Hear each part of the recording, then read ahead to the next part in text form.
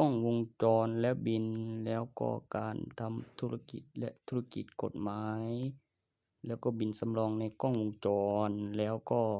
ไว้ถึงกำหนดแล้วตรวจบัตรแล้วค่อยให้มีเครดิตแล้วบินสำรองแล้วหลักฐานในกล้องวงจรเป็นบินวิดีโอเป็นบินสำรองวันที่เวลาที่เอาไปแล้วก็เมื่อคุณต้องการบินด้วยคุณก็ต้องมี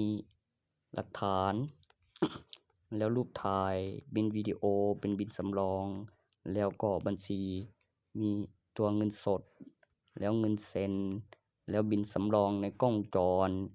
เมื่อคุณยังไม่จ่ายแล้วว่าเป็นใครในกล้องวงจรว่าเมื่อมาเซ็นของหรืออะไรสักอย่างหรือใช้เครดิตนะครับแล้วก็ต้องตรวจบัตรแล้วก็ประโยชน์ของกล้องวงจรการทำธุรกิจทุกวันนี้เป็นเช่นบินสำรองเมื่อแจ้งความกับเจ้าหน้าที่ตำรวจได้เดินเข้ามาในกล้องแล้วก็เก็บไว้แล้วถึงกำหนดแล้วก็สิกบินให้ไปทวง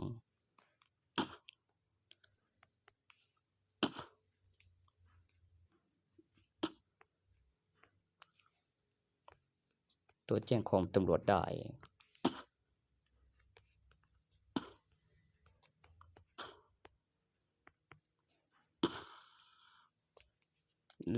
มันมีบินที่ต้องเก็บไว้ว่าใครเป็นหนี้กับบินวิดีโอเป็นบินสำรองในกล้องวงจรวันที่และเวลาธุรกิจค้าขายในเมือง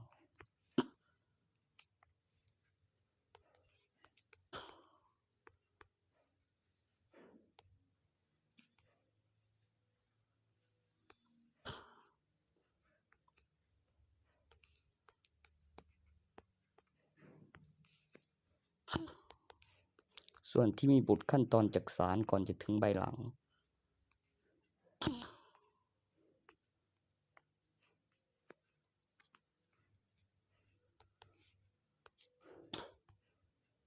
สำเนาแจ้งเกิดชื่อบิดามารดาเพื่อแจ้งหาการฝากท้องคลอดลูกเป็นใบกลางวัยบุตรยังไม่ถึง10 ขวบห้ามเที่ยวกลางคืนพื้นก็อยู่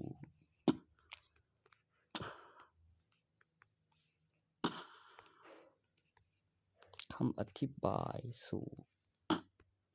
การพักผ่อนเวลาฟื้นกำลังแล้วก็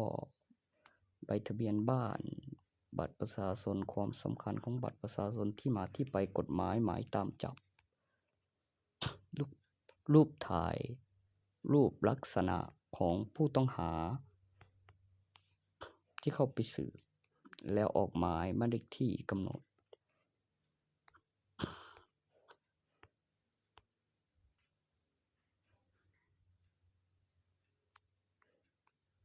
และผลประโยชน์เขตพื้นที่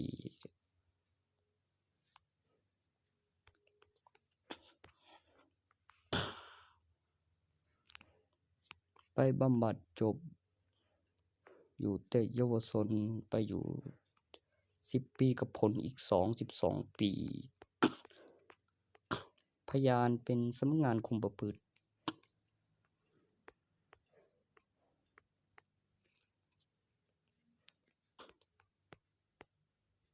ได้คำอธิบายเกี่ยวกับการตัดสินของทุกวันนี้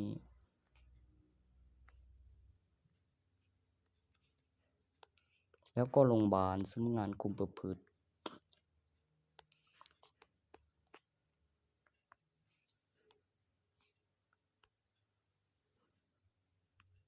เหลือตัวกำหนดตามจับบอกไว้ให้มองทันภายใน10 ปีแล้วก็คดีที่ต้องมีการออกข่าวคือที่ห้ามหนีทหารแล้วกำหนดภายใน10 ปีแล้วพวกที่ไม่ลุ้นไม่จับใบดำใบแดงแล้วก็ยังไม่ไปแล้วก็โดนเจ้าที่จับไปทหารนะครับเนื่องจากสูงถึงแล้วก็มีหมายบัตรประชาชนบ้านเลขที่เข้ารับการฝึกถึงมีหมายควบคุมตัวเพื่อให้ได้ดีแก่ประชาชนก่อนจะเป็นประชาชนทั่วไป ในอายุยังไม่ถึง32ปี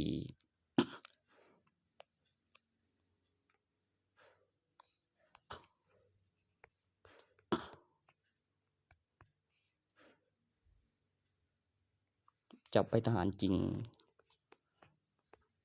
เนื่องจากมันยังไม่ไปทหาร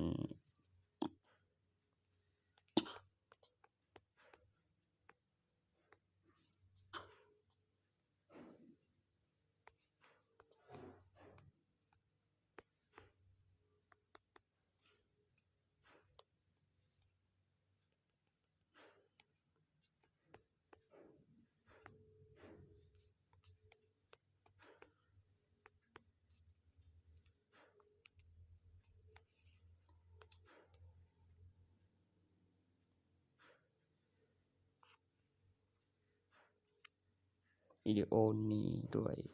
เป็นวิดีโอที่